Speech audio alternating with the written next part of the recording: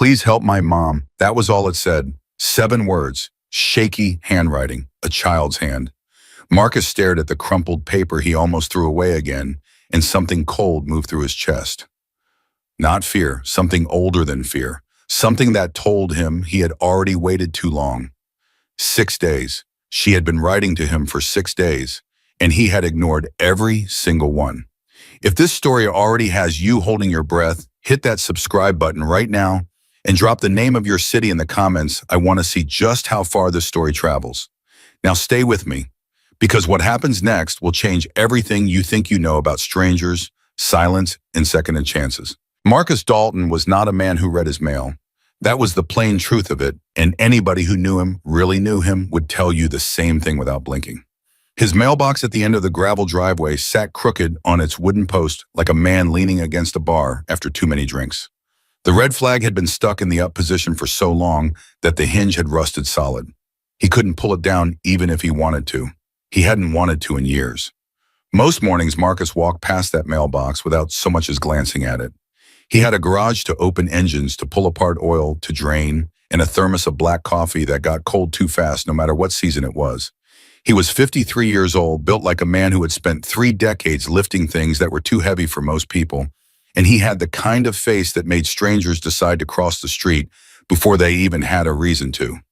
Deep-set eyes, the color of creek water after a storm, a jaw that hadn't seen a razor in weeks, a scar along his left brow that he never explained and that nobody ever asked about twice. He rode with the Hells Angels chapter out of Kettering had for going on 22 years, and if you asked him to describe himself, he would take a long pull from whatever he was drinking and say, "I fix bikes, I ride bikes, everything else is noise."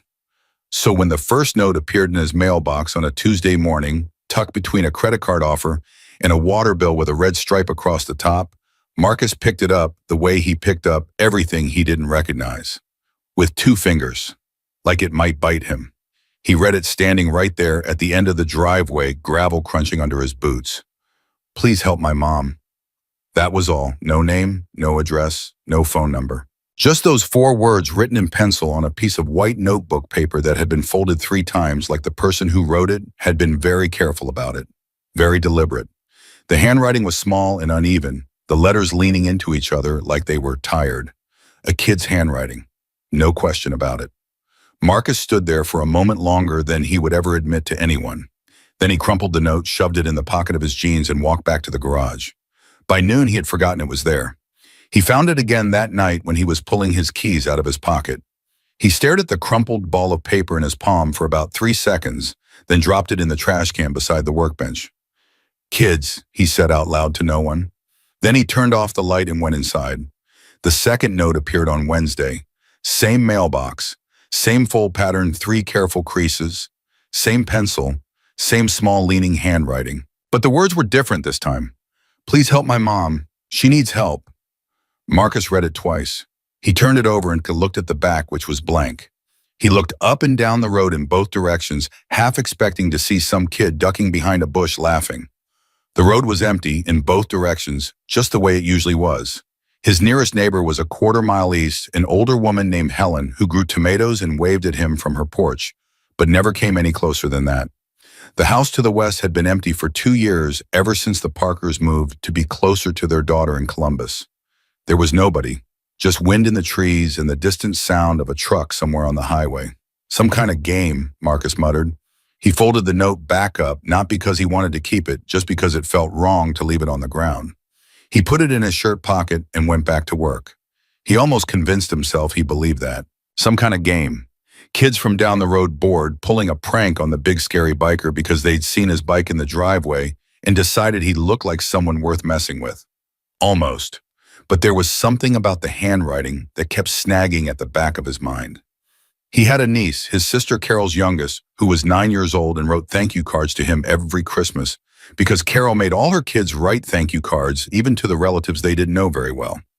Marcus always got one because Carol always made sure of it, and every year when that little card came in the mail, the handwriting looked exactly like this. Small, careful, tilting a little to the left like the pen was heavy. Not a teenager, not a bored middle schooler trying to be clever. This was a little kid. He didn't sleep well Wednesday night. Thursday morning came gray and damp, the kind of morning that smells like rain that already happened somewhere else. Marcus was out of bed by 5:30 as always. Coffee on garage opened the familiar rhythm of it, pulling him forward before he was fully awake. He was halfway down the driveway when he stopped. He wasn't sure why he stopped. His body made the decision before his brain did. He looked at the mailbox. Then he walked over to it and opened it. The third note was there. Please help my mom. I don't know who else to ask. Something moved in Marcus's chest, not quite pain, not quite guilt. Something in between the two, something that didn't have a clean name. He read the note 3 times standing there in the early morning gray, and the words were so simple and so honest that they made his jaw tighten. I don't know who else to ask. He thought about that all morning. He thought about it while he was changing brake pads on a 2009 Road King, and while he was eating a sandwich at the workbench at noon, and while he was watching the news he barely followed on the small TV he kept on the shelf above the parts cabinet. What kind of kid doesn't know who else to ask? A kid who's tried other people first. A kid who's gone through the list in her head, all the adults she knows, all the people who are supposed to help, and one by one crossed them off, and then somehow landed on him. On Marcus Dalton, who lived alone at the end of a road, nobody came down on purpose, who had a 2-inch scar above his left eye and a motorcycle club patch on his jacket that made most people look the other way. Of all the people in the world, she'd landed on him. He didn't crumple this one up. He folded it back the same 3 careful folds and tucked it into the breast pocket of his flannel shirt right next to his chest. Friday, the 4th note. This one had something else inside it. When Marcus unfolded the paper, a smaller piece fell out, not lined notebook paper this time, but plain white paper like from a printer. And on it was a drawing. Crayon. A child's hand, no question, but careful. Deliberate, the same word he kept using in his head about this kid because deliberate was the only word that fit. The drawing showed a stick figure of a woman with yellow hair. She was inside something rectangular, a box Marcus thought at first, and then his stomach dropped because it wasn't a box. There were circles underneath it, a vehicle, a van, and beside the van was another figure, tall or dark, with what looked like a rope in its hands. Marcus sat down on the concrete floor of his garage with the drawing in his hands. He hadn't sat down in the middle of a workday since the afternoon 12 years ago when his brother-in-law called to tell him Carol had been in a car accident. That had been the last time the floor came up to meet him like that. He stared at the drawing for a long time. Then he said out loud to the empty garage, "What in the hell is happening here?" It wasn't a question. It was the sound a man makes when something he's been telling himself isn't real starts to become very, very real. He went through the last 3 notes again, smoothing them out on the workbench, lining them up in order. Please help my mom. Please help my mom. She needs help. Please help my mom. I don't know who else to ask. And now a drawing of a woman in a van with a man holding a rope. The garage felt very quiet. Marcus picked up his phone. He stared at it. He thought about calling to the police and explaining this, and then he thought about how that conversation would go. A biker calling to report anonymous notes from an unknown child about a situation he couldn't locate or verify with a crayon drawing as evidence. And he put the phone back down. That wasn't the right move yet. He needed to know more. He needed note 5 if there was one. He needed the girl to tell him something he could actually use. He hated himself a little bit for that decision. He knew it even as he made it. One more day. Give her one more day to tell him something specific. But standing in that garage on that Friday afternoon, he made himself a promise too, one he said out loud because saying things out loud made them feel like contracts. One more day, he said, one more note, and then I move. Saturday's note was the one that changed everything. He was at the mailbox before the sun was fully up, which told him things about himself he didn't want to examine too closely. The dew was still on the grass. The road was absolutely still. He pulled the note out with hands that weren't quite steady, which was new. Marcus Dalton's hands were steadier than most men's. 30 years of mechanical work and rough roads and situations he didn't talk about had made them that way. But they weren't steady right now. He unfolded the paper. Please help my mom. The man is angry. He says if I tell anyone, he will hurt her more. I am scared. I remembered you from when you rode by our house with your friends. You looked strong. I thought maybe you weren't scared of bad men. My name is Lily. My mom's name is Diane. Please, please, please. Marcus read it once and his vision went strange around the edges. He read it again and his jaw locked so tight he could feel it in his temples. She remembered him. She had watched him ride through her neighborhood somewhere nearby, somewhere close enough that this child had been able to walk to his mailbox every morning for 5 days. And she had thought that a man like him, who looked like he wasn't scared of bad men, might be the one person who could actually help. 7 years old, maybe 8, hiding from a man who had her mother and who had threatened her. And every morning she had walked to his mailbox terrified and slipped in a note and then walked back and waited. And for 5 days he had thrown those notes in the trash. The sound that came out of Marcus Dalton right then standing at the end of his driveway in the early morning, quiet, was not a sound he had made in a very, very long time. It wasn't a word. It was something deeper and rougher than a word. Something from the part of a person that doesn't use language. He stood there for exactly 30 seconds, breathing through his nose, letting the anger settle into something he could use. Then he went inside and picked up his phone. But he didn't call the police, not yet. He called Reyes. Danny Reyes was his road captain, had been for 9 years. The man answered on the second ring despite it being before 6 in the morning on a Saturday, which meant he was already awake, which meant Marcus had probably not been the only one who didn't sleep well lately. "Talk to me," Reyes said. "I need you to listen to something," Marcus said, "and I need you to not say anything until I'm done." "When do I ever say anything?" "Every single time." "Fair enough, go ahead." Marcus told him, all of it start to finish. The first note on Tuesday, the second on Wednesday, the third on Thursday. The drawing on Friday, he described it carefully, the stick figure woman and the rectangle with wheels and the dark figure with the rope. And then this morning's note, Lily, Diane, the man who said he would hurt her more. Silence on the other end. "Reyes, I'm here, I'm thinking." "Don't think too long." "How close do you figure she is, the kid, to have walked to your box every morning?" "Within a mile, maybe less." The notes don't look like she had to travel far to write them, the handwriting steady, not like someone who was rushing or cold or exhausted. "She said she saw you ride by her house." "Yeah. There's only 2 roads around you where we take the bikes through, Maple Run or Old Canton." "I know. Old Canton has that one little cluster of houses about half a mile from your place. Maybe 6 houses. Small ones." Marcus was already moving, phone in one hand, jacket off the hook by the door with the other. "Get the guys," he said. "Not all of them. The ones who don't need to be explained things twice. However many answer in the next 20 minutes. A pause. "Marcus, you sure about this? We go in wrong. It spooks the guy. I'm sure," Marcus said. His voice was flat and absolute, the voice that didn't leave room for a second conversation. "Get the guys, Danny." He heard Reyes exhale. Then, "Yeah, okay, yeah." The line went quiet. Marcus put his phone in his pocket and stood in his kitchen for a moment, looking at nothing in particular.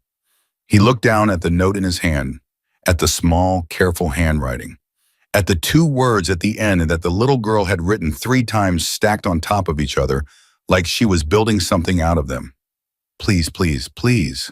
He folded the note very carefully, the same 3 folds she had used, and put it in the inside pocket of his jacket, right where he could feel it. "I hear you, kid," he said quietly. And then Marcus Dalton walked out of his house, started his bike, and pointed it toward Old Canton Road. Old Canton Road was the kind of road that didn't announce itself. No signs worth reading, no painted center line anymore, just 2 lanes of cracked asphalt that curved through a stretch of countryside that most people in Kettering had probably forgotten existed. Marcus knew it the way he knew every road within 20 miles of his garage, by feel, by sound, by the way his bike responded to the slight elevation change just before the curve at the half-mile mark. He heard Reyes behind him before he saw him. The rumble of Danny's Heritage Softail was as familiar as his own heartbeat, and behind that came 2 more sets of pipes, Big Lou Castellano and a younger guy they called Patch, whose real name was Kevin, but who hadn't been called Kevin since his 3rd week in the chapter. 4 bikes total. Marcus had been specific, the ones who don't need to be explained things twice. These 3 qualified. Nobody said anything when they pulled up behind him at the entrance to Old Canton. Reyes came up alongside him and killed his engine, and the other two did the same. In the sudden quiet, you could hear birds, wind, normal Saturday morning sounds that had no idea what was happening underneath them. 6 houses, Reyes said, not a question. He had been thinking the same thing Marcus had been thinking. 6 houses, Marcus confirmed. You want to just ride through slow, see if anything stands out.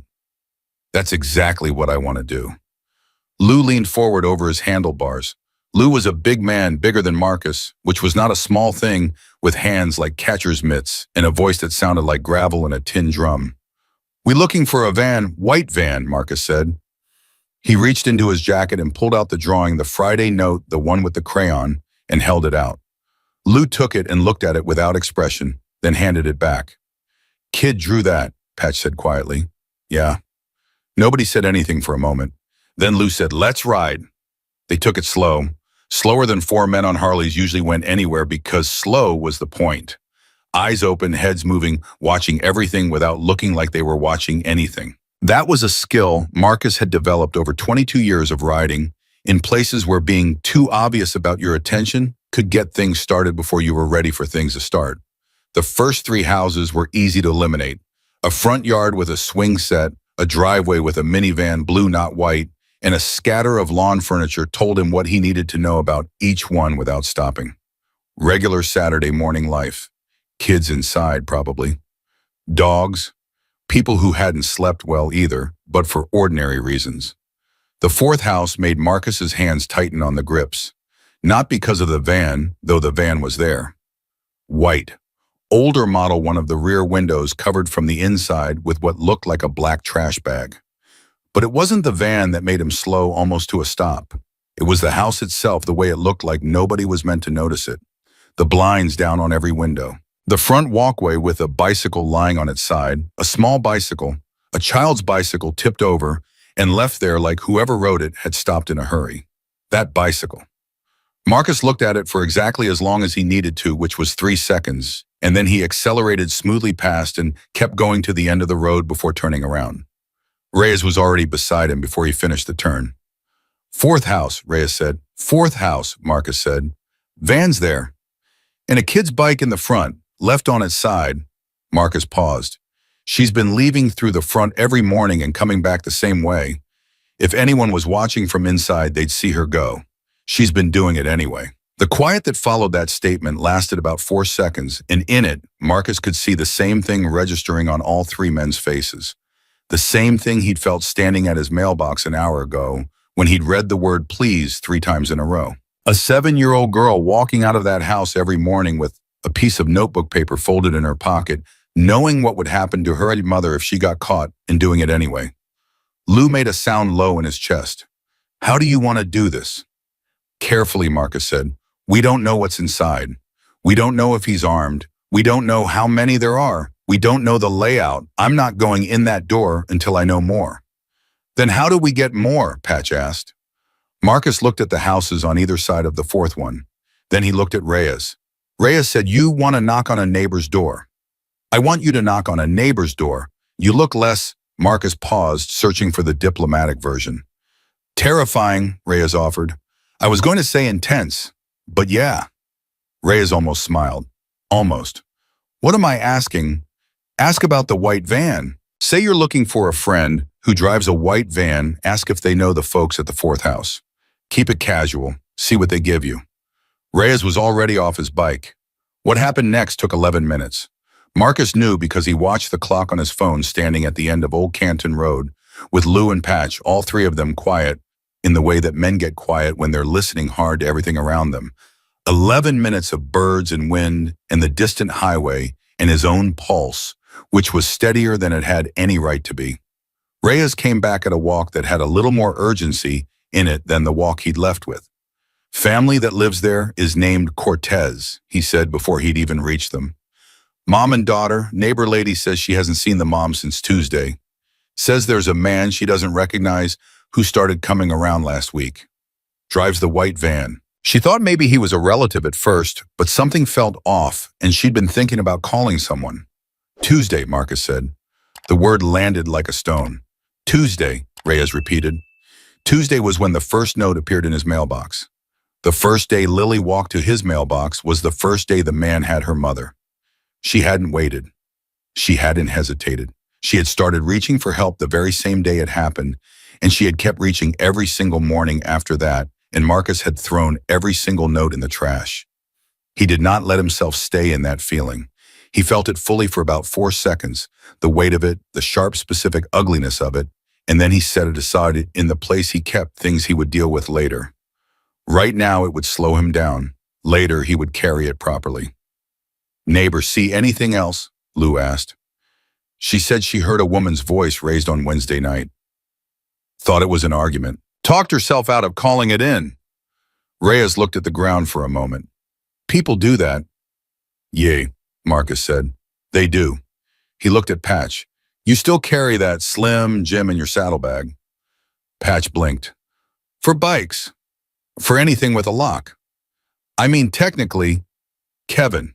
The younger man straightened slightly. Marcus almost never used his real name. Yeah, I've got it." "Good." Marcus turned to face all three of them. He didn't raise his voice. He never needed to. "Here's what we know. One man, possibly more. Woman held inside since Tuesday. Little girl who's been in that house for 5 days, with him running notes to my mailbox every morning and going back home before he noticed she was gone. We don't know if he's armed. We have to assume he is." "We call the police," Lou said. It was not a question. Lou was the oldest of the 4 by 3 years, and he had a way of saying the practical thing that somehow didn't sound like cowardice. "We call the police," Marcus agreed, "but not to hand it off. We call them so they're rolling while we get into position. Because if that guy hears sirens and panics, he hurts the woman before they get there," Reyes finished. "Or worse." Marcus pulled out his phone. "I'm calling it in right now. We give them the address, we tell them what we know. We ask them to come quiet, no lights, no sirens, until we know the situation is stable. Then we move." "And if they tell us to stand down and wait?" Patch asked. Marcus looked at him. "Then we'll have a very interesting conversation about that." He dialed. The dispatcher who answered was a young woman who asked him to please state the nature of his emergency, and Marcus told her clearly and quickly, and without editorializing, exactly what he knew. Address: white van, woman held since Tuesday, child inside, possible armed suspect. He gave his name and his number, and when the dispatcher started to tell him to remain at a safe distance and wait for officers to arrive, he said, "I understand, we'll be close by." And he ended the call. He looked at Reyes. "How long to get there, quiet? Walk, not ride." 3 minutes, maybe less. Then we have about 8 before the first unit shows up if they push it. Let's use 6 of them. They left the bikes at the end of the road. 4 men walking on a quiet residential street on a Saturday morning was not remarkable. 4 men in leather and denim with Hells Angels patches on their backs was perhaps slightly more remarkable, but nobody was on their front porch at this hour to see it, and Marcus had stopped worrying about being remarkable a very long time ago. They came up the left side of the 4th house, staying wide of the windows. Patch moved to the van and got to work on the rear door lock. Not because Marcus expected anyone to be in the van. The note had been about the house, but because he wanted to know. He wanted to rule things out. Lou stayed near the front of the house watching the street. Marcus and Reyes went to the side door, which was a hollow core door with a single knob lock, the kind of lock that communicated very little interest in keeping anyone out. Marcus looked at it for about 2 seconds. Then he looked at Reyes, who shrugged slightly. That was when they heard the voice from inside. A man's voice, low and flat and ugly, in the way that certain voices get when the person using them has decided they don't need to perform civility anymore. Marcus couldn't make out the words, just the tone. The tone was enough. He'd heard that tone before in places and situations he kept behind a specific closed door in his memory, and every time he'd heard it, someone nearby had been getting hurt. Reyes put his hand on Marcus's arm. Not to stop him, just to say, "I hear it too." Then they heard something else, quieter, from a different part of the house. A child's voice saying, "Please." One word, the same word she'd written at the end of her last note 3 times in a row. "Please, please, please," and now here it was out loud in real air, and it hit Marcus in the sternum like something physical. He didn't look at Reyes. He just said very quietly, "Side door, now." Reyes stepped back and Marcus hit the door with his shoulder. Not a running start, just the full weight of him, directed at the spot just beside the lock, and the door came open the way hollow core doors always do, fast and loud, and with a crack of wood that announced to everyone in the building that something had changed. The man inside the house reacted faster than Marcus expected. He heard movement before he was fully through the door. Something heavy, shifting boots on a hard floor, and then a voice, the same flat, ugly voice from outside but louder now, and cracking slightly at the top, which was fear showing through the anger. Who are you? You can't. This is private property. You can't. Where is she? Marcus said. His voice was completely level. He hadn't raised it. He didn't need to raise it. The woman. Where is she? The man was standing in the middle of what Marcus took in as a kitchen without really seeing it as a kitchen table, 2 chairs, a light on over a sink. He was younger than Marcus had expected. Mid-30s, maybe heavy-set, unshaven, in the way that wasn't a choice, wearing a gray t-shirt with something stained on the front. He had the look of a man who had been here longer than he planned to be, and who had not been sleeping well, and who was underneath all the flat, ugly anger, genuinely afraid. Good, Marcus thought. Afraid men make mistakes, afraid men talk. I said, who are you? The man said again, louder, this time his voice still cracking at the top. My name is Marcus Dalton, Marcus said, and I'm going to ask you one more time, and then I'm going to stop asking. Behind the man a door, closed, and from behind it a sound, not words, just a sound the kind a person makes when they're trying not to make a sound. Reyes was already moving left, putting himself between the man and the closed door, which was exactly right. Marcus kept his eyes on the man's hands. Hands told you everything. The man's hands were open, fingers spread, which meant he hadn't reached for anything yet, which meant they were still in the conversation phase. She's my girlfriend, the man said. The crack in his voice was full open now. We had a fight. That's all this is. This is a domestic dispute, and you have no right to be in here. You don't have any right. Your girlfriend's daughter has been walking to my mailbox every morning for 6 days asking me to help her mom, Marcus said. So whatever this is, it's not just a fight. Something moved across the man's face, something complicated and fast. He was calculating. Marcus could see it, calculating what Marcus knew, calculating how much trouble he was in, calculating whether there was a version of this where he was still okay. The calculating stopped when Lou came in through the front door. The man's eyes went to Lou's 6'3", 260 pounds hands like catcher's mitts, and whatever he'd been calculating collapsed into something simpler and more honest. The door, Marcus said to Reyes. He meant the closed door behind the man. Reyes moved past the man, who didn't try to stop him. The man was looking at Lou and had apparently decided that was the threat to focus on. Reyes put his hand on the door handle. Diane, he said through the door. His voice, which was usually hard, had gone careful. Gentle even in a way that Marcus had heard from him before at moments that required it. My name is Danny. I'm a friend. Are you hurt? A pause. Then very quietly, yes. One word, whispered, so quiet it barely existed. And from somewhere else in the house down a hallway behind another door, a child's voice, also quiet, also barely there. Mr. Marcus. Marcus turned his head toward the hallway. He would think about this moment for a long time afterward. The specific shape of it. A little girl's voice asking for him by name because she had seen him ride past her house once and decided that a man like him might not be scared of bad men. And she had been right, and she had been patient, and she had waited 7 days for him to hear her. And he was here now, finally here, walking down that hallway toward the sound of her voice. Yeah, he said. It's me. I got your notes, Lily. A sound came from behind the door at the end of the hallway. He couldn't have told you exactly what kind of sound it was. Something between a cry and a breath. Something that had been held for a very long time and was only now beginning to let go. He put his hand on the door. Then he stopped. Because right at that moment, from back in the kitchen, the man's voice came again lower. Now different, the flatness replaced by something rawer, and he said something that Marcus had not heard coming. She called me first, the man said. Diane, she called me. She invited me here. And then she told me it was over, and I needed her to listen. I just needed her to listen to me. Marcus stood in that hallway with his hand on the door and did not move for a moment. He wasn't sure why. Maybe because that statement, as inexcusable as everything that followed it, was as broken and wrong and criminal as what this man had done with his need to be listened to landed somewhere specific in him. He wasn't sure where. He wasn't sure what to do with it. He filed it behind the same closed door as everything else he'd deal with later and turned back to the door in front of him. He pushed it open.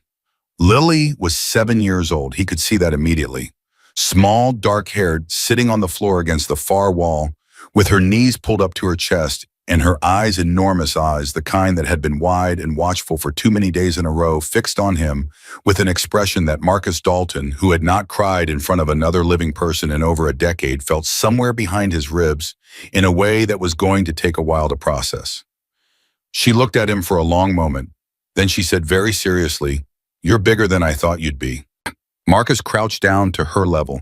He was not a man who crouched easily, either physically or in any other sense of the word, but he did it now without thinking about it. "Did he hurt you?" he said. "No."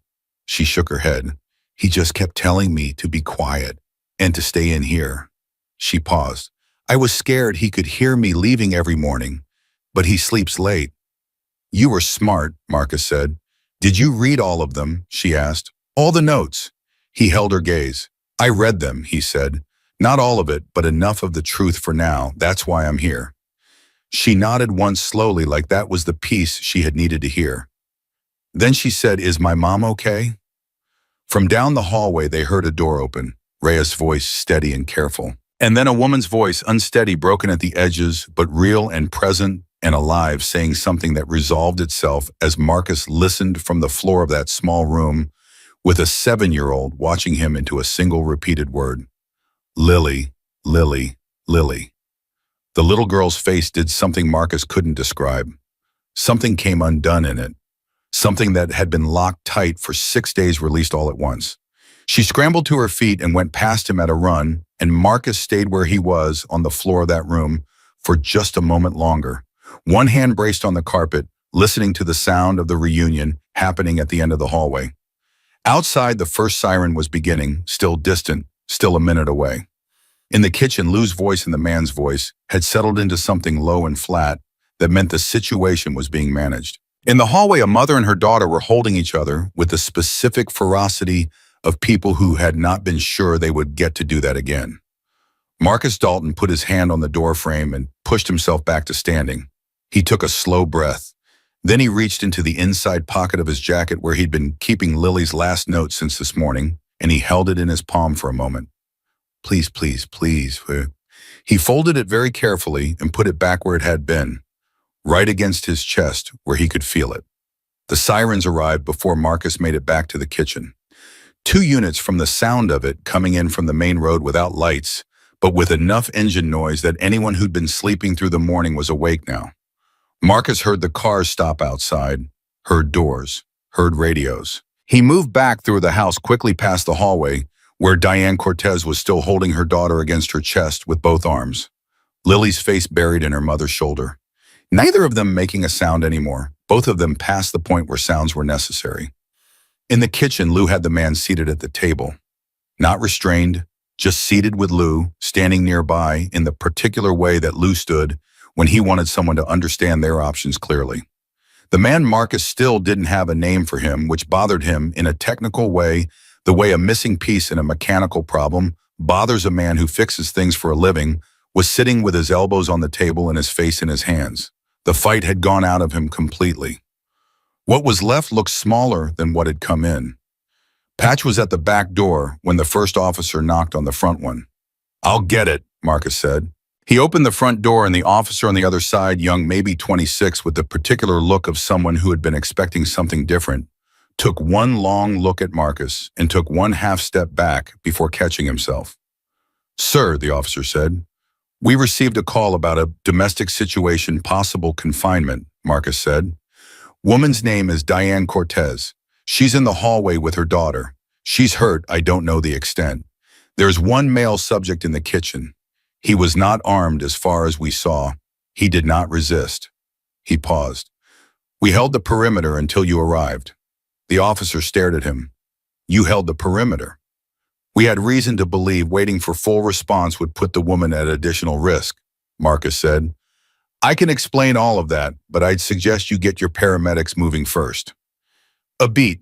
The officer was deciding something. Marcus watched him decide. It watched him weigh the scene in front of him against his training and whatever he'd been told on the radio driving over, and watched him land on the thing that mattered most.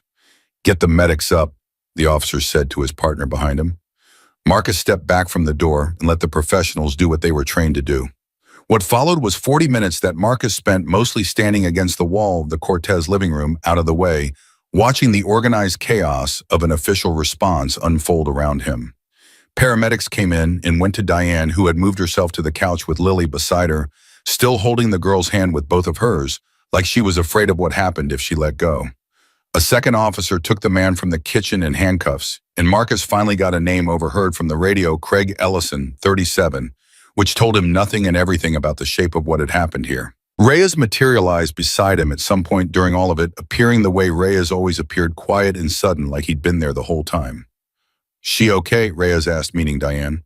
Bruising, Marcus said. Possibly a wrist. She won't let them look at her properly yet. She keeps watching the door. Watching for Ellison. Watching for anything. She's been in survival mode for 6 days. That doesn't just turn off because the sirens arrived. Reyes was quiet for a moment. Then, the kid doing all right. Marcus looked at Lily, who was pressed against her mother's side on the couch. She was watching everything in the room with those enormous eyes, tracking every person who moved through her space, every door that opened and closed. The watchfulness of a child who had spent almost a week learning to notice everything because everything might matter. But her hand was in her mother's hand, and her shoulder was against her mother's arm, and there was something in her posture that was beginning very slowly and carefully to unknot. She will be, Marcus said. A detective arrived 20 minutes in. Older man, 50s, the kind of tired that has settled into bone rather than face. His name was Pruitt, and he shook Marcus's hand with the measured grip of someone who had made a professional decision to be neutral about the specifics of the situation he'd walked into. He asked Marcus to walk him through it from the beginning. Marcus did, leaving nothing out, including the part where he'd received 6 notes over 6 days and thrown the first 5 of them away. Pruitt listened without expression, taking notes in a small pad with a pen that looked like it had been chewed on extensively. You kept the notes? Pruitt asked when Marcus finished. The last 3, the others? Marcus paused. No. But you have the most recent one on you. I do. He took it out of his inside pocket and held it for just a moment. The last note, the one with please, please, please, and then he handed it to Pruitt, who put it in an evidence bag and sealed it with the practiced efficiency of a man who had handled 1,000 pieces of paper that mattered. Marcus watched it disappear into the bag and felt something he couldn't quite name. Not regret, not relief, something between the two. He had carried it against his chest all morning. Now it was evidence. Now it was part of something official and procedural and real. Good, he told himself. That was always what it was meant to be. Pruitt looked up from the evidence bag. Mr. Dalton, you understand I'm going to need you to explain why you entered the premises rather than waiting for officers. I understand, Marcus said, and you understand there may be consequences to that decision. I understood that when I made it. Pruitt studied him for a moment. Something in the detective's tired face shifted slightly. Off the record, he said, what made you move when you did, instead of waiting the extra few minutes for us? Marcus thought about how to answer that. He thought about the sound of the man's voice through the wall, flat and ugly and cracking at the top with fear. He thought about the child's voice saying please from behind a closed door. He thought about 6 days of notes thrown in the trash. She'd already waited long enough, he said. Pruitt wrote something in his patient.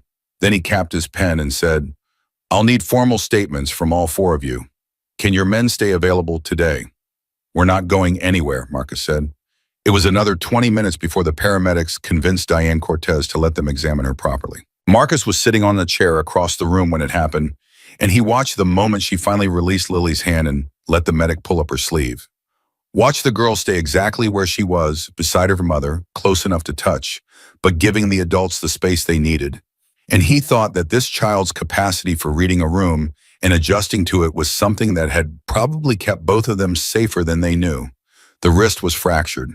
They told Diane quietly, and she nodded like she had suspected it and had filed it away as something to deal with later.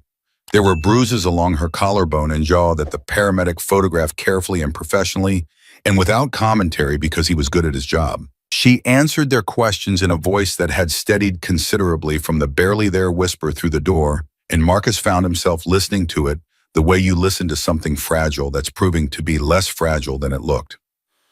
Lily was watching him from the couch. He noticed it because the girl's gaze had a quality to it, focused, direct, the kind of attention that came from spending a week deciding who in the world could be trusted. She'd decided he could be trusted before she'd ever met him based on nothing more than a motorcycle and a theory about men who weren't scared of bad men. Now she was checking her work. He met her eyes and gave her a slight nod.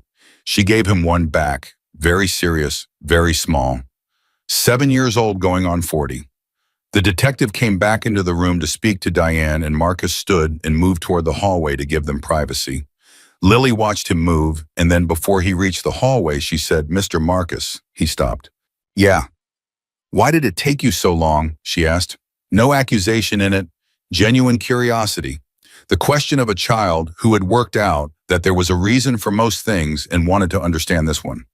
The room was not quiet. There were still people moving, still voices from outside, still the radio from the officer near the front door, but it felt quiet when she asked it.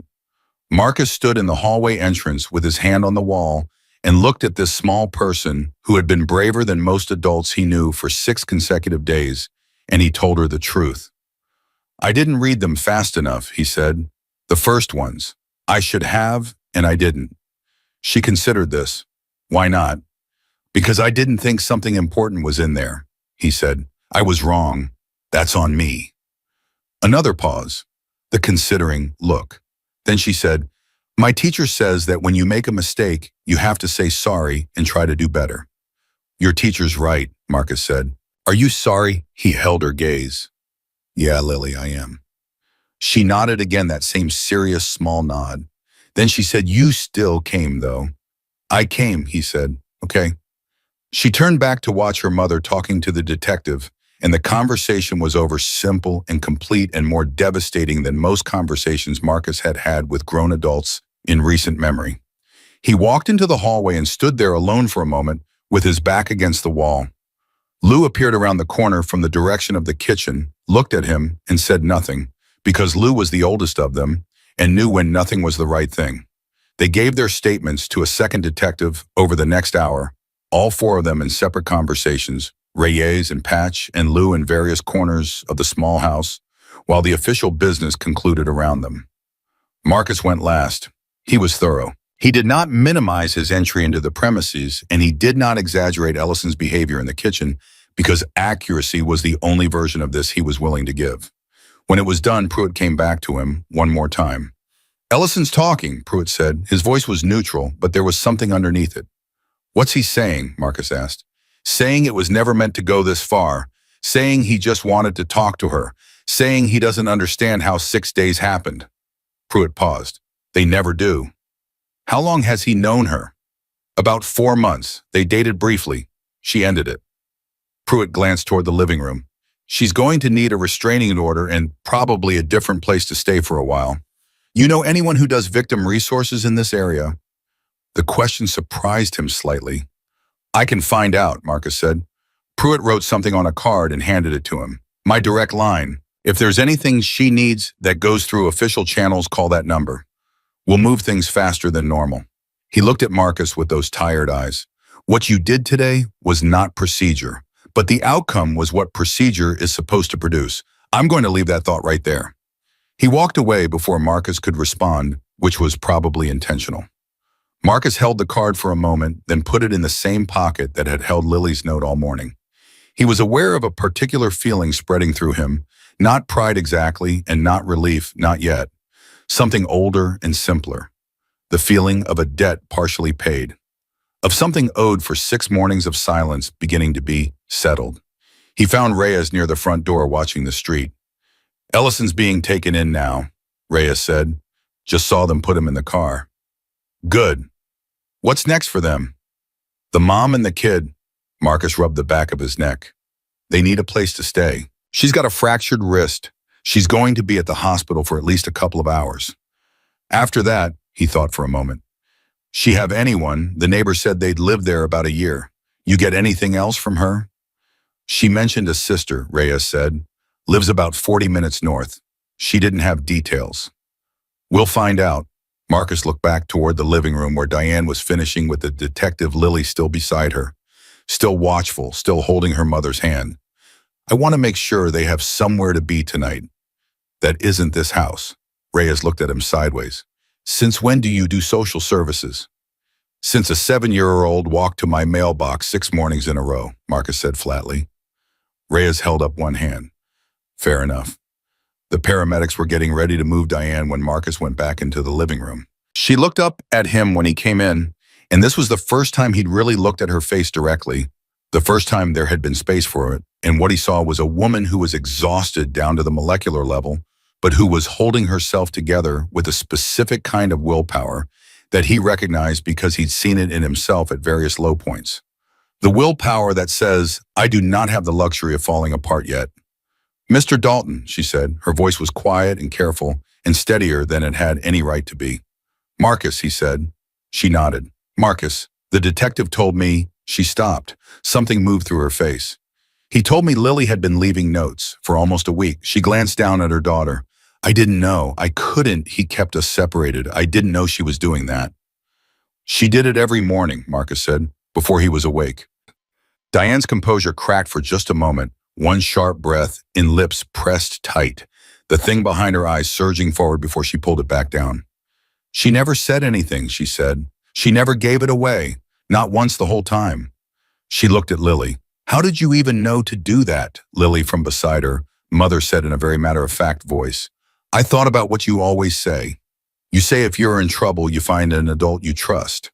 I didn't know any adults close enough, except Mrs. Peterman next door, but she's very old, and I didn't want to scare her. And then I remembered the bikers from when they rode by that time, and you said they looked like tough guys, but you could tell they had good hearts. She paused. You said that. You said you could always tell. Diane made a sound, just one, short and sudden and immediately controlled. She pulled Lily against her with her good arm and pressed her face into the top of the girl's hair and stayed there for a moment with her eyes closed. Marcus looked at the wall. When Diane pulled back, she looked at him with wet eyes that she blinked clear with visible determination. She chose you because of something I said, she told him. Her voice was barely holding its shape. And you came. She's a smart kid, Marcus said. She knew what she was doing. She is, Diane said. She's always been. Her voice broke completely on the last word just for a second, just long enough to be real. Then she pulled it back and said, Thank you. I don't know how to. Oh. She shook her head. There isn't a word big enough. Marcus was quiet for a moment. Then he said, Do you have a sister north of here? Diane blinked at the shift. Karen, she's in Millfield. You have her number? In my phone, he left me my phone, but he took the battery out. She said it with a specific blankness that told Marcus she had been through every detail of those 6 days in her head approximately 1,000 times. They gave it back to me, the officer. Call your sister, Marcus said. Tell her you need her, and tell her she doesn't need to come here. I'll drive you to her. Diane stared at him. The hospital first, he said. They need to look at that wrist properly and get it on record. After that, if you want to go to your sister's place, I will take you there myself. You don't have to. I know I don't have to, Marcus said. Simple.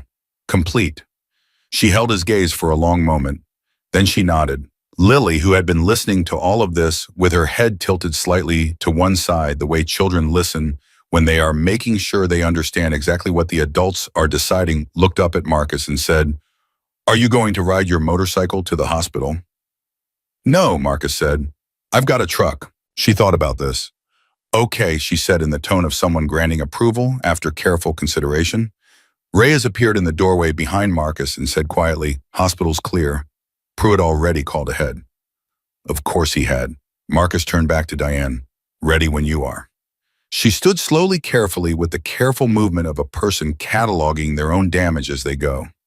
Lily stood with her immediately shoulder against her mother's arm and reached up and took Diane's good hand. The two of them moved toward the door together.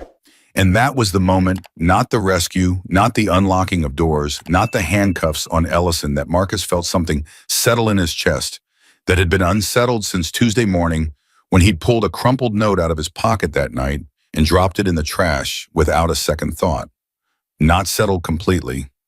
Not all the way. 6 days of silence left a mark, and he knew it, and he was going to carry that mark for a while. But something had moved.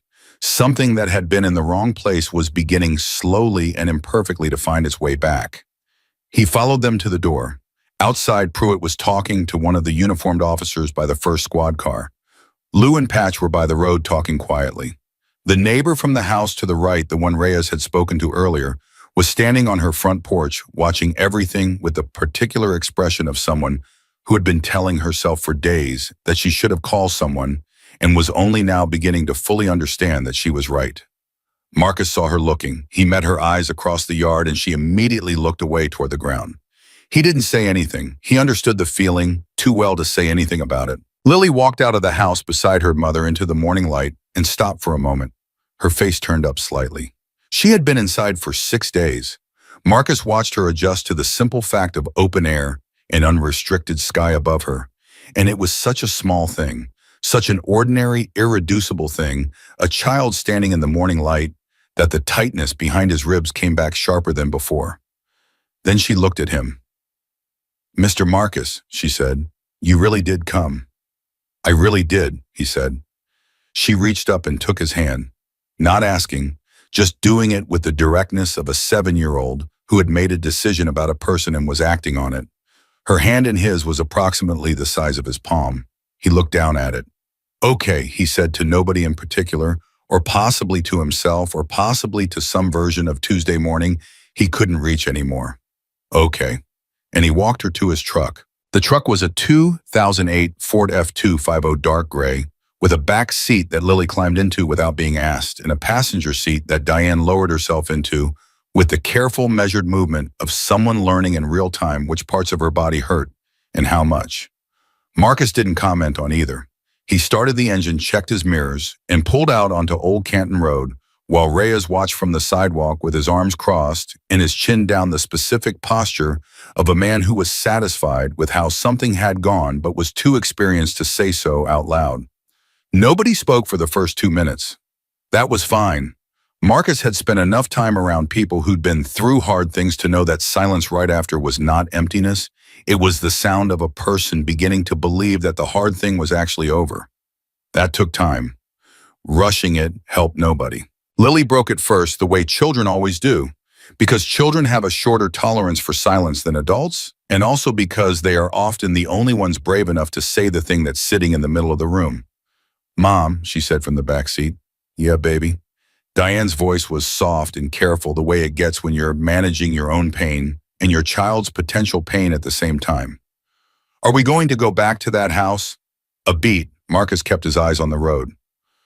"No," Diane said, firm and immediate, no hesitation. Whatever else she was uncertain about in this moment, that wasn't one of them. "We are not going back to that house." "Good," Lily said simply. "I didn't like it." Diane made a sound that was almost a laugh, short and involuntary, the kind that comes out of you when you're too exhausted and too relieved for proper emotional management. "I didn't like it either," she said. "Where are we going to live?" "We're going to Aunt Karen's for now." "Does Aunt Karen know we're coming?" "I'm going to call her when we get to the hospital." Lily was quiet for a moment. "Then is Aunt Karen going to cry?" Diane looked out the window. "Probably."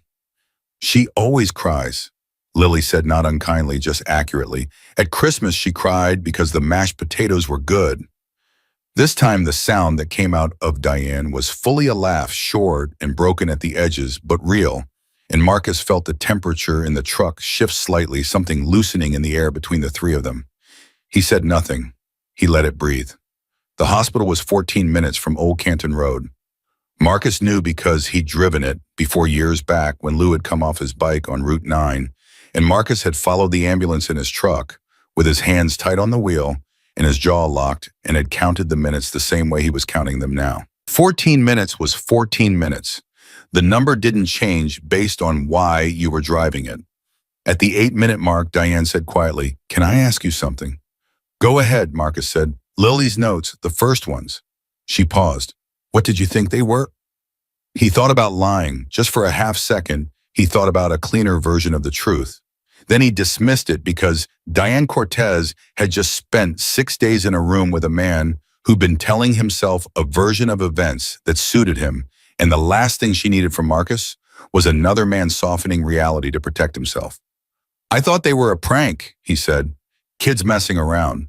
I didn't take them seriously until the fourth one." "The drawing," she said. Not a question. She'd already heard this from the detective. "The drawing," he confirmed. Silence. He could feel her processing it, working through the arithmetic of it. 4 days, 4 notes. 4 mornings of Lily slipping out of that house and back before Ellison woke up. "If you'd come on day 1, Diane said.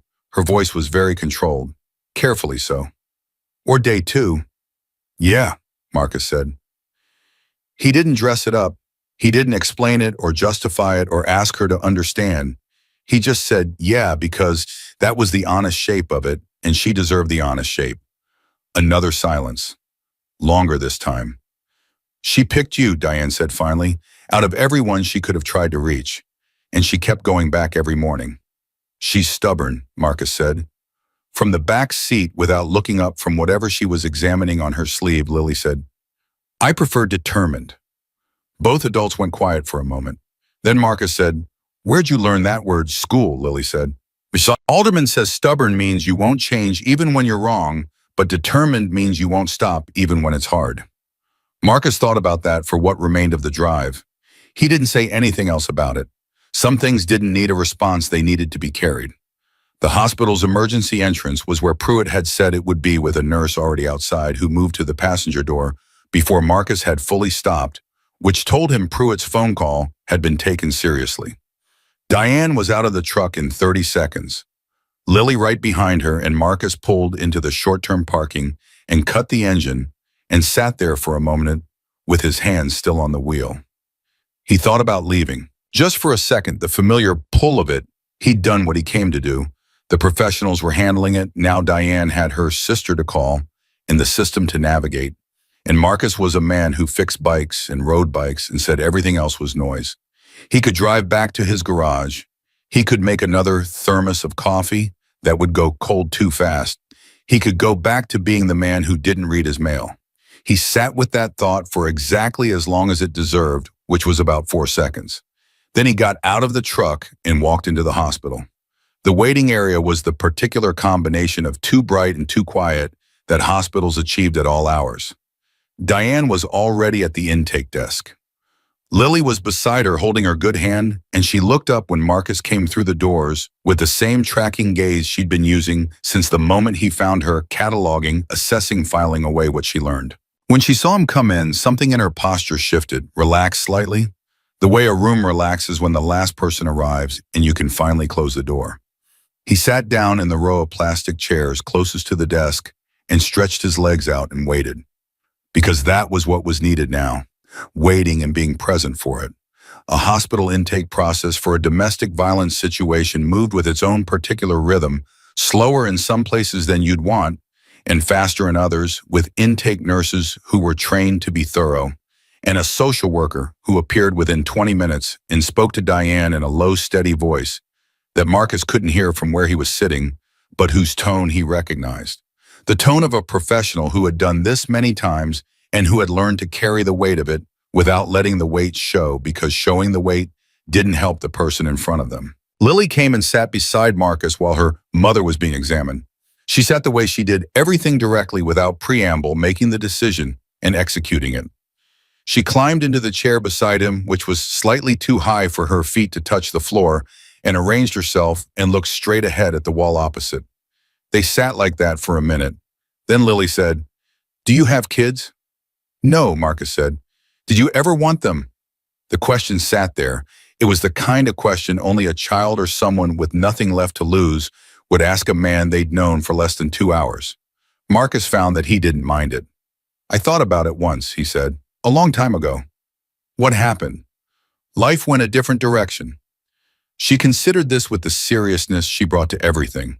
Mrs. Alderman says that when life goes a different direction, it's usually taking you somewhere you were supposed to go anyway. Mrs. Alderman says a lot of things, Marcus observed. She's very smart, Lily said in the tone of someone stating an established fact. Sounds like it. A pause, then Lily said, I'm glad life took you to your house on Old Canton Road. Marcus looked at her. She was still looking at the wall, small and serious and 7 years old with dark circles under her eyes and a smudge of something on her chin that nobody had gotten around to wiping off yet, and she was glad. Simply directly without decoration. Glad. Me too, kid, he said. Me too. It was another 40 minutes before Diane came out from the examination area. The wrist was confirmed fractured a hairline in the radius that needed a splint and would need a proper cast in a few days once the swelling resolved. The bruising along her jaw and collarbone was documented. The social worker had given her a folder of papers and a phone number and a list of resources and had spoken to her long enough that when Diane came back into the waiting area, she had the particular expression of a person who has just been given a map of territory they didn't know existed and is beginning to understand how to read it. She sat down on Marcus's other side. The three of them were in a row, Dan, Marcus, Lily, in plastic hospital chairs, which was not a configuration any of them had anticipated at the start of the day, and which felt nonetheless oddly appropriate. Karen's coming, Diane said. She didn't cry on the phone. She just said, okay, in what hospital and how fast do you need me? A pause, which is more useful anyway. Good sister, Marcus said. The best. Her voice softened on it. How long? She said 40 minutes. She was already getting her keys when she hung up. Marcus nodded. He could wait 40 minutes. He had nowhere pressing to be, which was something he was only now recognizing as a kind of luck. No one waiting on him, no appointments, no obligations that the day had planned before this morning rewrote all of it. His garage would be closed on a Saturday anyway. His thermos of cold coffee was on the workbench. Everything else could stay where it was. Lily had fallen asleep.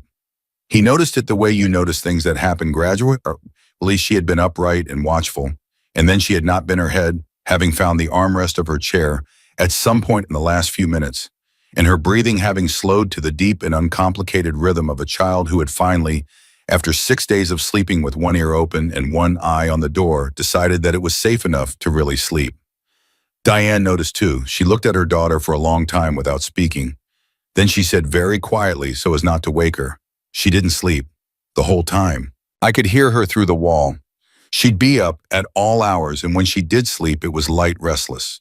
He didn't hurt her. She said it quickly and clearly because it needed to be said clearly, but she was scared. All the time. For both of us. And she never let it stop her, Marcus said. No. Diane's voice was unsteady now, the composure she'd been holding all morning beginning to find its edges. She walked to your house every single morning. Scared out of her mind, and she did it anyway. She pressed her lips together. I didn't know. I keep thinking about that. She was carrying all of that alone, and I didn't know. She didn't want you to know, Marcus said. She was protecting you. Diane put her free hand over her mouth for a moment. Her eyes were wet, and she was blinking them clear with the same determined efficiency Marcus had seen from her in the house, but this time it wasn't quite working. She's 7, she said. She's 7 years old, man. Marcus didn't say anything. There wasn't anything to say to that. It was true in the way that the hardest things are true completely without softening in a way that required you to simply hold it, rather than respond to it. Diane wiped her eyes with the back of her hand, the splinted wrist resting in her lap. I should have seen who Craig was earlier, she said. I did see it, I think. She shook her head. You start explaining things to yourself. He was stressed. He had a hard week. He didn't mean it the way it sounded. And then one day the thing you've been explaining away is standing in your kitchen and it isn't explainable anymore. How long did you know him? Marcus asked. 4 months. She said it with a particular flatness that meant she had been through the arithmetic of those 4 months many times today already. 4 months is not a long time, but it felt longer because he was very good at making you feel like he'd always been there. Marcus filed that away. He didn't push it. She wasn't telling him because she wanted analysis. She was telling him because she had been in a room for 6 days with nothing but her own thoughts. And this was the first time she could say it out loud to someone who wasn't writing it down for evidence. The twist came at the 30-minute mark when Pruitt called Marcus's cell phone. Marcus looked at the screen, said, "Excuse me," to Diane and stood and walked to the far side of the waiting room before he answered. "Dalton," Pruitt said. His voice had something different in it. Not urgency, something more careful than urgency. "I need to tell you something before you hear it another way." Marcus's jaw tightened. "Go ahead." Ellison's lawyer made contact about 20 minutes ago. Fast, which means Ellison had the number already, which means he's done this kind of thing before and knew who to call. A pause. "Our lawyer's already talking about the unlawful entry angle, your entry into the premises." Marcus was quiet for a moment. "What does that mean for the case?" "Nothing right now. The physical evidence is solid. Diane's injuries are documented. Lily's notes are in evidence. He's not walking on this." Pruitt paused again. "But it might mean something for you. His lawyer is going to make noise about how the scene was compromised. It's a tactic. It might not go anywhere, but I wanted you to know." "So I might be looking at charges," Marcus said. "It's possible. Breaking and entering at minimum on the technical side. I'm not saying it goes that way. I'm saying his lawyer wants it to." Marcus stood in the Too Bright hospital waiting room and looked at the wall and said nothing for a moment. He was running through it what he'd done, why he'd done it, the specific calculation he'd made when he heard that child's voice say please through a closed wall. He ran through it and came out the same place he always came out. "Okay," he said. "That's all you've got," Pruitt said. "What would you like me to say, detective?" A pause. "Nothing, I suppose." Pruitt's voice had something in it that wasn't quite admiration and wasn't quite resignation.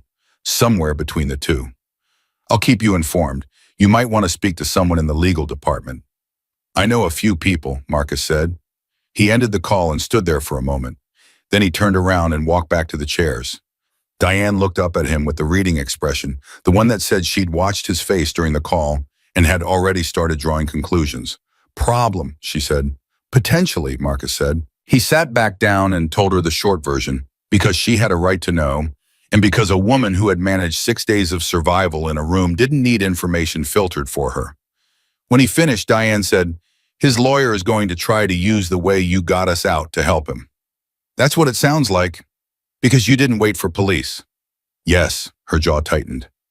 It was the first time Marcus had seen anger in her face, real anger, not distress, not fear, not grief, but the specific hot particular fury of a person watching an injustice being assembled in real time.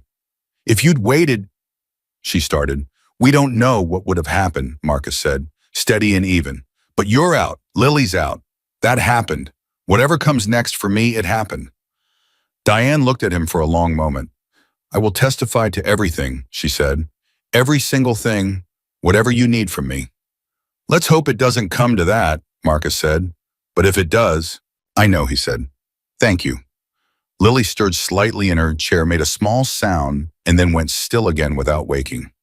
Diane looked at her daughter, and the anger in her face shifted into something more complex, still present, but layered now with everything else the day had given her to carry. Karen arrived in 37 minutes, which was 3 minutes ahead of her own estimate, which told Marcus everything he needed to know about Karen before he even saw her. She came through the hospital doors, fast, dark hair, Diane's same jaw, that swept the room and found her sister in 2 seconds flat, and she crossed the waiting area without slowing and pulled Diane into her arms with the controlled urgency of someone who had driven 40 minutes holding themselves together and was only now allowing the relief to land. They held each other. Karen was saying something into Diane's hair, too quiet to hear. Diane's shoulders shook once, twice, and then she was crying fully and completely for the first time since Marcus had found her the composure she'd been holding all morning, finally releasing. Now that there was someone whose specific job it was to hold her while she did. Lily woke up. She looked at her aunt, and her mother processed the scene in about 1 second, and then climbed off her chair and walked over and put her arms around both of them from the outside. 3 of them standing there in the middle of a hospital waiting room holding on. Marcus watched it from his chair. He put his elbows on his knees and looked at the floor for a moment, because some things deserve to be private even when they happen in public. He gave it a minute. Then he straightened and began to think about what came next, where they'd sleep tonight. What calls needed to be made, whether Karen's car had a back seat big enough for Lily, and whether Diane needed anything from the house on Old Canton before they went north. Practical things, things he was good at. The emotional weight of the morning sat in him like something he'd have to process in stages, probably late at night in his garage with the lights on and the radio off, the way he processed most things that didn't fit into ordinary categories. But right now, there were practical things, and practical things were manageable, and managing the next step was how you got through the kind of day this had been. Karen finally pulled back and looked at Diane's face, then at the splint on her wrist, then at the bruising along her jaw, and something passed through Karen's eyes that was brief and scorching, and then carefully shuttered. She turned and looked at Marcus. He stood. "You're the biker," Karen said. Her voice was direct and undecorated. "Marcus Dalton," he said. She held out her hand. He shook it. Her grip was firm, and she held it for a beat longer than a standard handshake, looking at him steadily with Diane's same reading eyes, taking a measure of him that he understood was necessary and did not resist. "Thank you," she said. 2 words exactly as long as they needed to be. "She did the hard part," Marcus said, and glanced at Lily, who was still holding her mother's arm and watching Karen and Marcus complete this transaction with the focused attention of someone who understood that important things were happening and wanted to understand all of them. Karen followed his glance. Then she crouched down to Lily's level, the same thing Marcus had done in that small room a few hours ago, and she cupped the little girl's face in her hands and said, "I heard what you did. I heard about the notes." Lily nodded, serious. "You know what you are," Karen said. "Determined," Lily said immediately. Karen blinked. Then she pulled the girl into a hug that Lily leaned into completely. No hesitation, all of her small frame going soft with it. "Yeah," Karen said into her niece's hair, her voice cracking slightly. "Yeah, you are." Marcus picked up his jacket from the chair. He caught Diane's eye across the room. She mouthed "thank you" at him again, and he gave her the same slight nod he'd given her in the living room earlier, the one that said, "I hear you and you don't owe me anything," and both of those things are true at the same time. He was almost to the doors when Lily's voice came from behind him. "Mr. Marcus?" He stopped, turned. She was looking at him from across the waiting room, Karen's arm around her shoulders. Her face was serious and open and 7 years old and had more in it than most faces twice its age. "Will you come back sometime?" she asked. "Just to visit. You don't have to. But I think my mom would want to say thank you properly when she's not so tired. And I want to show you something." "What do you want to show me?" he asked. "My drawings," she said. "The ones I do when I am not scared. They're better than the one I put in your mailbox." Something moved through Marcus's chest, quick and sharp and warm. He held her gaze for a moment. "Yeah," he said. "I'll come back. I'd like to see those." She nodded, satisfied, and turned back to her mother. Marcus pushed through the hospital doors into the afternoon air, which had warmed while he was inside. He stood for a moment on the sidewalk, breathing it in. His phone buzzed. "Reyes," he answered. "Yeah." "How's the mom?" "Fractured wrist. She'll be okay. She's with her sister now." "And the kid is..." Marcus paused, looked for the right word, settled on the only one that was fully accurate. "Remarkable." A beat. "You doing all right?" Reyes asked. Pruitt called. "Ellison's lawyer is already making noise about the entry." The sound Reyes made was short and profane and unambiguous about where he stood on that development. "You want me to call our guy Hendricks?" "Yeah, go ahead and call him. Give him the overview." "Already on it," Reyes said, which meant he'd been on it before he even called, because Reyes was the road captain, and thinking 3 moves ahead was what road captains did. "Lou and Patch went back to the shop, told them to say nothing to nobody until we've talked to Hendricks." "Good." "Marcus?" "Yeah." "For what it's worth," Reyes said, and then stopped for a moment in the particular way of a man who is about to say something he doesn't say often and is making sure he means it before he says it. "You did right today. All of it." Marcus looked at the sky. "I did right today," he said. "I did wrong for 6 days before it." "You did right today," Reyes repeated, firm and final, in the tone that meant the conversation on that particular point was over. Marcus stood on the sidewalk with the phone in his hand after the call ended. He thought about Tuesday morning, about the first note, about the way he'd crumpled it with 2 fingers and carried it in his pocket until evening, and then dropped it in the trash by the workbench. He thought about Wednesday and Thursday and Friday, and the drawing, and the way he'd looked up and down the road and seen no one, and gone back to work. He thought about Saturday morning, standing at the mailbox in the early light, with hands that weren't quite steady, reading please, please, please. He would not stop thinking about those 6 days. He understood that now. He would carry them the way you carry the things you cannot undo, not as punishment exactly, but as ballast, as the thing that keeps you close to the ground when you're tempted to tell yourself you're doing fine. He walked to his truck. He got in. He sat there for a moment with the key in his hand. Then he took out his wallet and found Pruitt's card, and behind it, folded into the smallest it would go, a piece of notebook paper. Not Lily's last note. He'd given that to Pruitt. This was the third note, the one he'd kept without quite knowing why since Thursday, the one he'd smoothed out on his workbench and lined up beside the others and stared at until the words became something he couldn't dismiss. Please help my mom. I don't know who else to ask. He unfolded it, read it one more time. Then he folded it back up and put it in his breast pocket right against his chest where things went when he needed to keep them close. He started the truck. He had a lawyer to call Saturday to finish and a garage to open in the morning. He had somewhere north of here a woman healing a fractured wrist at her sister's kitchen table and a 7-year-old girl with drawings to show him. He had a note in his pocket and 6 days behind him and the rest of it. Whatever shape it was going to take, whatever Ellison's lawyer was going to try to build out of it, still ahead. He pulled out of the hospital parking lot and pointed the truck toward home. The call from Hendricks came Monday morning at 7:42, which meant the lawyer had been up since at least 6 working on it, which was either a very good sign or a very bad one, depending on how much work there was to do. Marcus was in the garage when his phone rang halfway through his first cup of coffee that was already going cold, standing at the workbench, where Lily's third note still sat unfolded in the upper left corner. He hadn't put it away. He wasn't sure why. He picked up on the second ring. Talk to me, he said. Good news and complicated news, Hendricks said. He was a compact, precise man in his mid-40s who had been doing legal work for the chapter for 11 years and who communicated in the particular shorthand of someone who billed by the hour and respected your time enough not to waste it. Good news is Ellison's lawyer is bluffing. The unlawful entry angle has no legs. Exigent circumstances, you had reason to believe someone was in immediate danger. You had documented evidence in the form of the notes, and you had audio confirmation of distress before you made entry. Any competent DA is going to look at that and laugh. Marcus exhaled slowly. And the complicated news. Ellison's lawyer filed a civil complaint this morning. Not criminal, civil. He's arguing emotional distress and property damage the side door you came through. A pause. Marcus looked at the ceiling of his garage. He's suing me. He's trying to, Hendricks said. It's a nuisance filing. He's hoping you'll settle to make it go away. Don't. I wasn't planning to. Good, because the moment this goes before a judge, and I mean the moment, Marcus, it gets thrown. You have Pruitt's report, you have Diane Cortez's testimony, you have a 7-year-old's handwritten notes and evidence.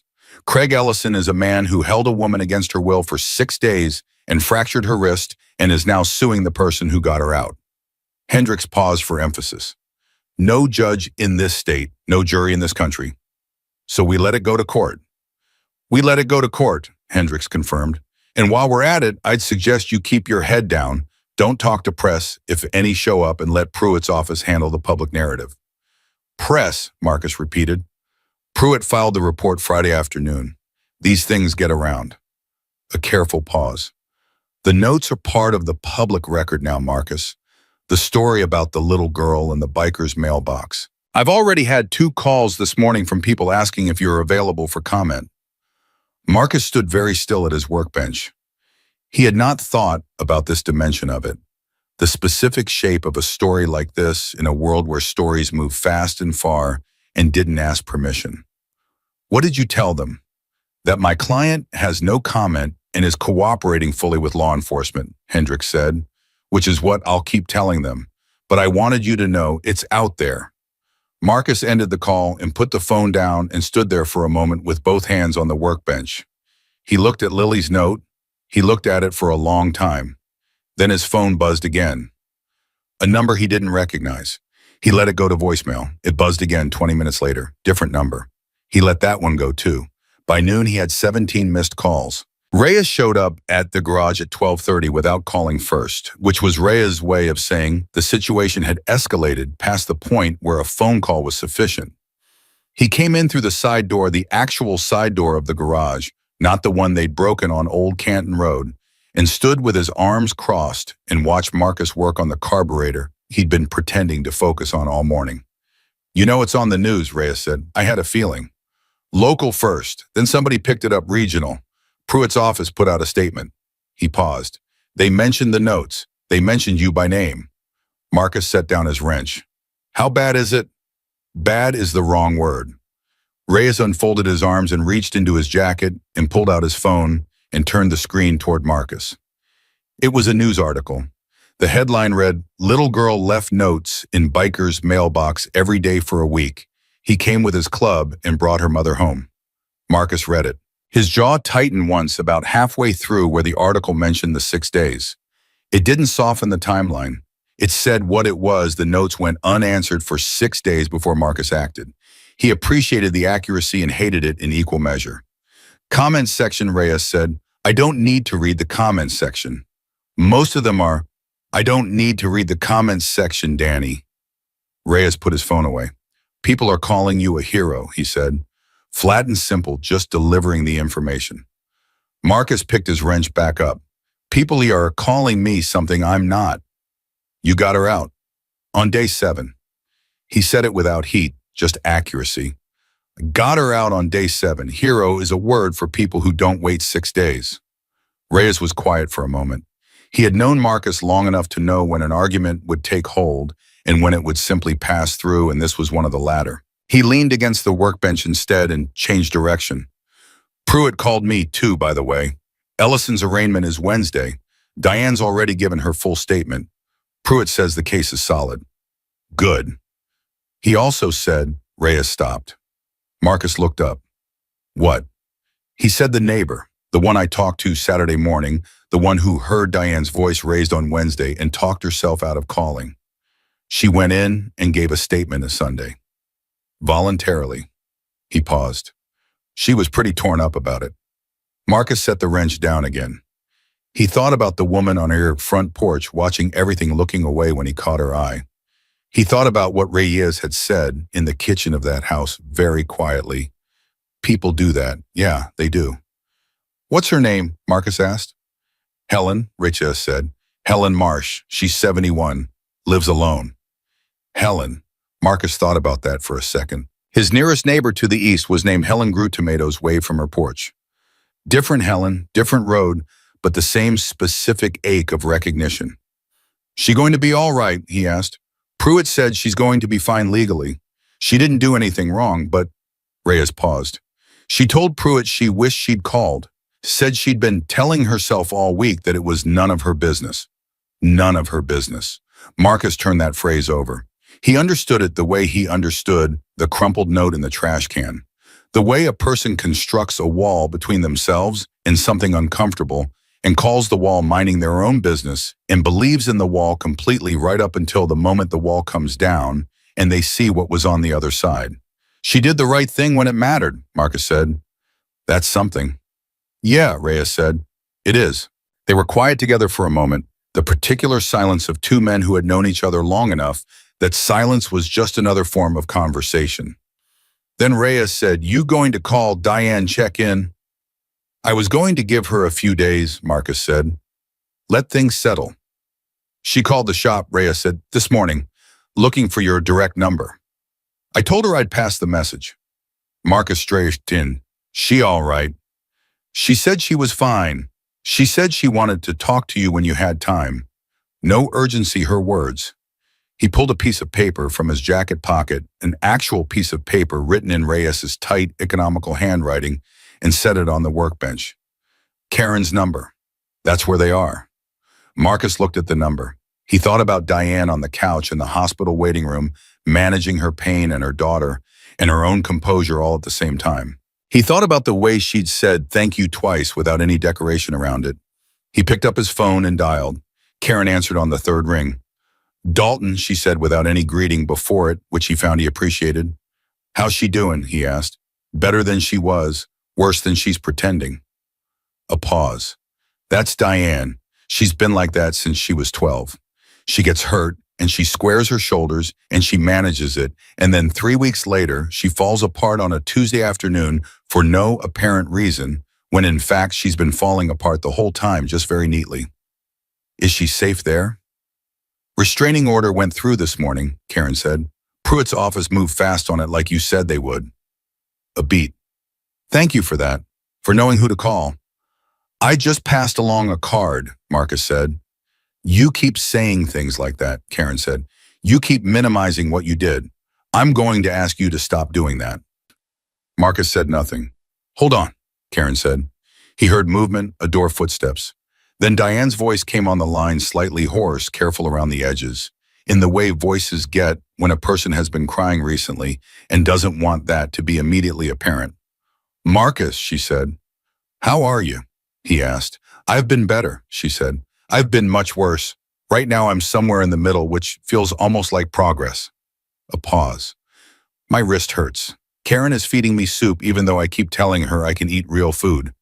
And Lily has reorganized Karen's entire bookshelf by color, which Karen says she doesn't mind, but I can tell she minds a little. Something loosened in Marcus's chest. The specific relief of hearing a person talk about small, ordinary things. Color-organized bookshelves and soup and the particular negotiations of sisters. Ordinary life reasserting itself around the edges of what had happened. She doing okay? Marcus asked. Lily.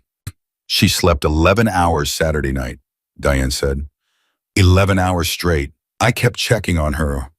Her voice went quiet on the last part.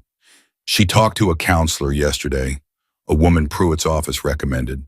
Apparently, she told the counselor very matter-of-factly that she had conducted a neighborhood survey and selected the most capable-looking adult she could find and then pursued a multi-day communication strategy. A small pause. The counselor called me after to tell me my daughter was extraordinary. I said I knew. Marcus let the quiet sit for a moment. Then he said, I talked to my lawyer this morning about Ellison's civil filing. I heard, Diane said, and her voice went from soft to something firmer and cooler in about a half second. Pruitt told me, I want you to know whatever they need from me, whatever statement, whatever testimony, whatever form it has to take. I will do it. And you've already given your statement. I don't mean just the criminal case, she said. I mean the civil thing. The idea that she stopped, took a breath. The idea that he is trying to use the law against you after what he did, after what you did to get us out. Her voice was controlled, but there was heat underneath it, the same scorching anger Marcus had seen move through Karen's eyes in the hospital. I want to be in that courtroom, Marcus. I want to sit there, and I want them to hear everything. Let's hope it doesn't get to a courtroom, Marcus said. But if it does. I know, he said. Same thing I told you Saturday. A pause, then quieter. She asked about you, Lily. She asked this morning if you were going to come and see her drawings like you said. I said I would, Marcus said. She knows that. She's been adding to the collection since Saturday, apparently. She drew one of your motorcycle. She won't let me see it until it's finished. A beat. She's been adding details from memory. She said she wants to get it exactly right. Marcus stood alone in his garage with the phone pressed to his ear and his hand on the workbench and something moving through him that he didn't try to name because naming it would have required a vocabulary he didn't regularly use. Tell her to take her time with it, he said. She won't, Diane said. She's already almost done. He drove to Millfield on Thursday. He didn't tell anyone he was going. He told Reyes he had an errand north, which was technically true, and which Reyes received with the specific absence of follow-up questions that meant he knew exactly what errand it was and had decided that commenting on it was not his job. Karen's house was a small two-story on a residential street that looked like every other residential street in every small Ohio city: sidewalks, mature trees, a neighborhood that had decided decades ago to be exactly what it was and had been succeeding ever since. Marcus pulled his truck in front and sat for a moment. He was aware of feeling something unusual, something that didn't have a clean mechanical name. The closest he could get was that he felt uncertain, not afraid, not anxious, just uncertain in the way you feel when you're approaching something that matters and you're not sure you're going to do it right. He got out of the truck, The front door opened before he reached the porch steps. Lily was standing in the doorway in a yellow shirt and jeans, with her hair pulled back unevenly, one side higher than the other, the kind of ponytail a child does for themselves when they've decided they don't need help with it. She was holding something against her chest with both arms, a piece of paper face turned inward so he couldn't see it. "You came," she said. "I said I would," he said. She stepped aside to let him in with the gravity of someone opening an important meeting. "Mom's in the kitchen," she said. "Aunt Karen made coffee. Do you drink coffee?" "I do," Marcus said. "Good. She made a lot of it." Lily turned and walked ahead of him down the hallway. "I finished the drawing this morning. I worked on it every day since Saturday. I wanted to get the bike right." "You've got a good memory, Barsty," Marcus said. "I remember things I pay attention to," she said with the complete seriousness of someone reporting a fact about themselves. "Mrs. Alderman says that's how memory works. It keeps what you look at closely." "Mrs. Alderman's right again," Marcus said. Diane was at Karen's kitchen table with her wrist in its splint, resting on the surface in front of her and a cup of coffee in her good hand. She looked different from Saturday. Not better exactly, not yet, but less like someone bracing for impact. More like someone who had found solid ground and was beginning to trust it would hold. She looked up when he came in, and something in her face did the same thing it had done in the hospital waiting room, a relief so specific it had its own shape.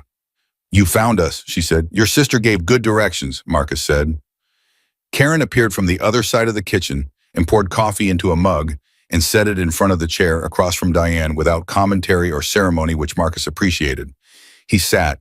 He wrapped his hands around the mug. "How's the wrist?" he asked. "They fit the cast Tuesday," Diane said. 6 weeks. She looked at it. "I'm supposed to rest it. I'm not very good at resting things." "Shocking," Karen said from the counter, not looking up. Diane chose not to respond to that. "How are things with your lawyer?" she asked. "The civil thing." "Moving in the right direction," Marcus said. "Hendricks thinks it gets dropped before it sees a courtroom. Ellison's lawyer filed it to apply pressure, and it's not applying the kind of pressure they hoped." "What kind of pressure did they hope?" Karen asked. She was leaning against the counter now, coffee in hand, watching him with Diane's same reading eyes. "They expected me to settle to make it quiet," Marcus said. "Pay something to get Ellison's name out of the papers." Karen made a short, sharp sound. Instead, it made the papers worse for him. "Something like that," Marcus said. The story had continued moving after Monday. 2 national outlets had picked it up by Tuesday evening. By Wednesday, Pruitt's department had received so many calls that they'd issued a second statement.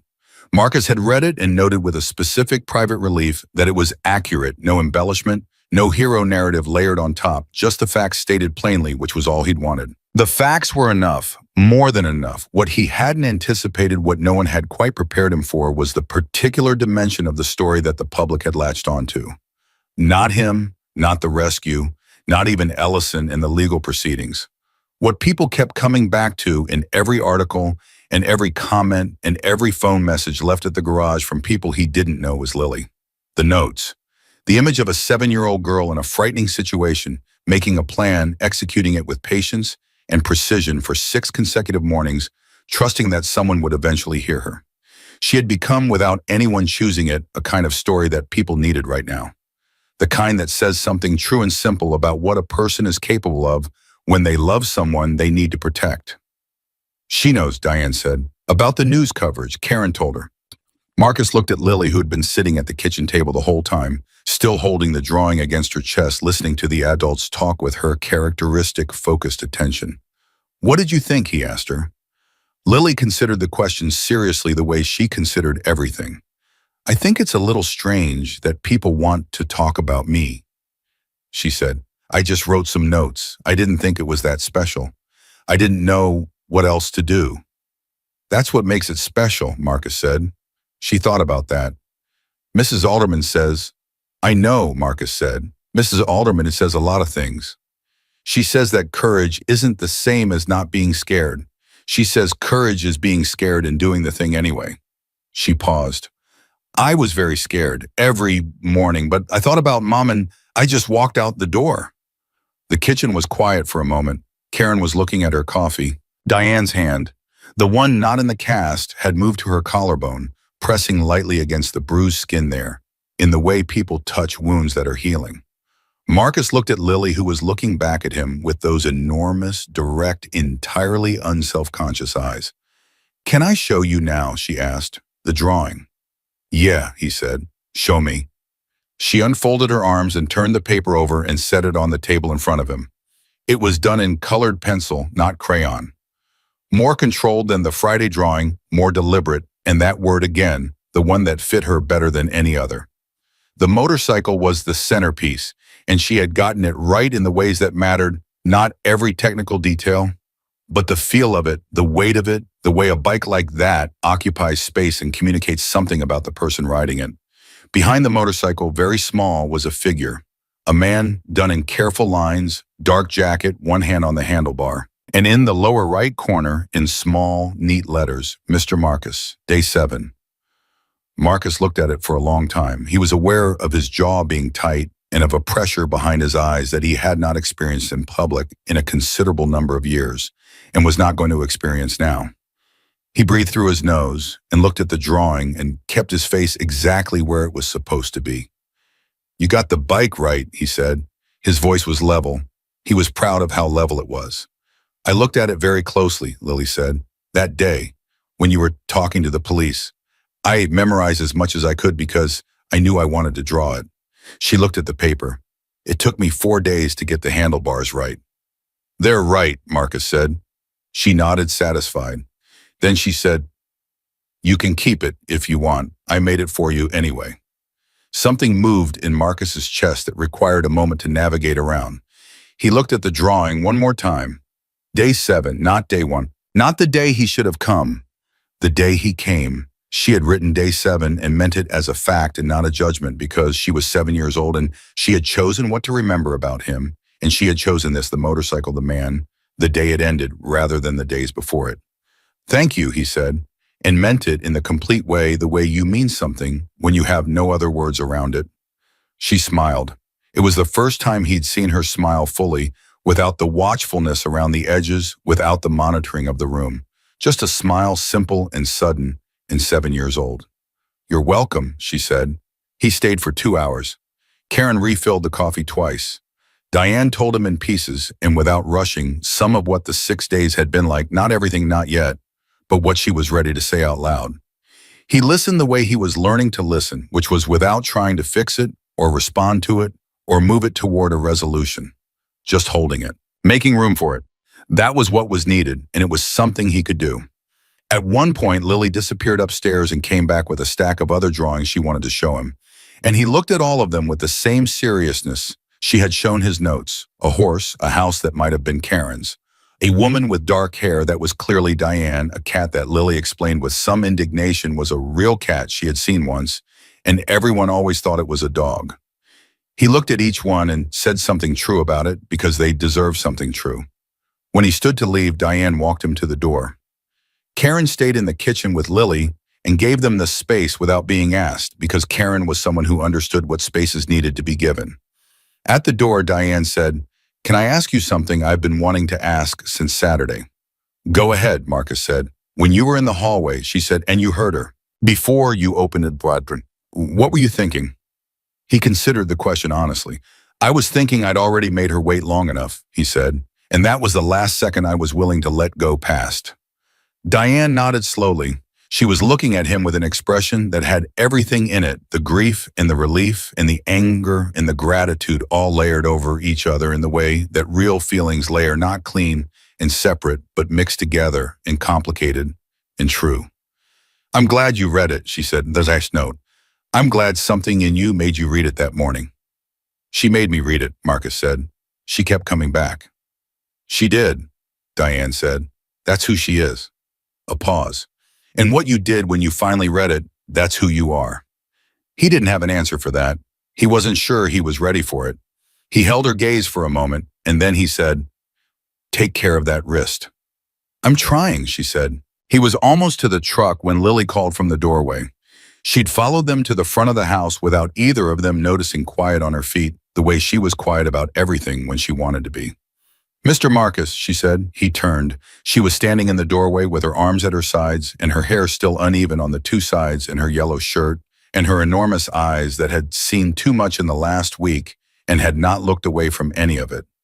"You're going to check your mailbox now," she said. "Right from now on." It wasn't quite a question. It was the thing she'd been working up to, he realized.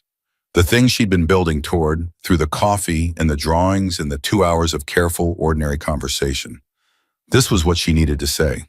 Marcus stood beside his truck on a Thursday afternoon in Millfield, Ohio, and looked at a 7-year-old girl who had trusted him before she had any reason to and had kept trusting him through 6 mornings of silence, and who was now asking him in the plainest possible terms to be the person she had decided he was. He thought about the red flag on the mailbox, the rusted hinge, the year's worth of junk mail and water bills and credit card offers that had piled up while he walked past without stopping. He thought about what it cost to stop, what it cost to look, and then he thought about what it costed not to. "Yeah," he said, "I'm going to check my mailbox." She studied him for a moment with that reading gaze, that cataloging, assessing, filing gaze that had been working since the moment he found her, checking her work. Then she nodded. Once. Decisive and complete. "Good," she said.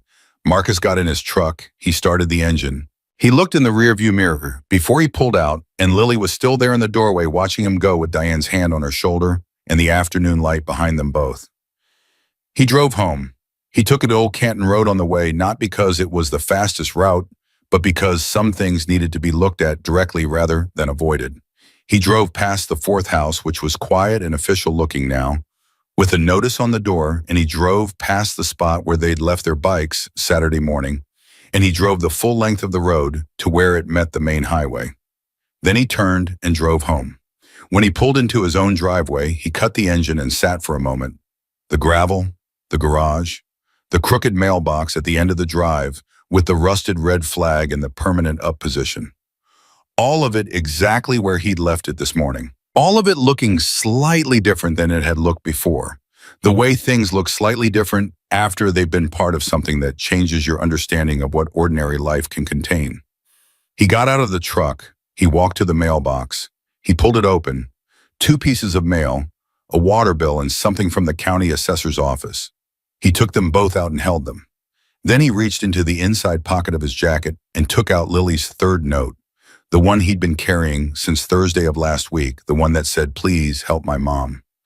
I don't know who else to ask. He unfolded it carefully one more time. He read it one more time. Not because he had forgotten it, he was never going to forget it, but because he wanted to end on it the right way. To give it the full weight of his attention, finally, completely the way it had deserved from the first Tuesday morning it appeared in his hand. He stood at the end of his driveway and read the note in full. Then he folded it back up. He walked to the garage. He pinned it to the wall above the workbench right at eye level with a single thumbtack, the small, careful letters facing out. He stood back and looked at it for a moment. "Please help my mom." I don't know who else to ask. He thought about all the mornings that were already behind him and all the mornings still ahead. He thought about how long it had taken him to hear something that had been waiting to be heard, and what it had cost, and what had been salvaged from the wreckage of the waiting, and what he was going to do differently with whatever mornings came next. He thought about Mrs. Alderman, who he had never met, who taught a 2nd grade class somewhere in Kettering, who had told her students that courage was being scared and doing the thing anyway. He thought about a small girl memorizing the feel of a motorcycle from a distance and filing it under people who might help and checking back every morning without giving up. He picked up his thermos. The coffee was cold, same as always. He poured it down the shop sink and started a fresh pot because the day wasn't over yet, and he had things to do, and he was, for the first time in a long time, then in no particular hurry to be finished. Outside, the afternoon was still and ordinary and completely full of everything it had always contained, all the things that had always been there on the other side of the mailbox, waiting for someone to finally stop walking past. Marcus Dalton drank his coffee hot for once, and he listened to the quiet the way a man listens when he has learned at 53 years old on a Saturday morning, with a crumpled note in his palm and a 7-year-old's voice coming through a closed door, that the quiet is never actually empty. It's just waiting for you to pay attention.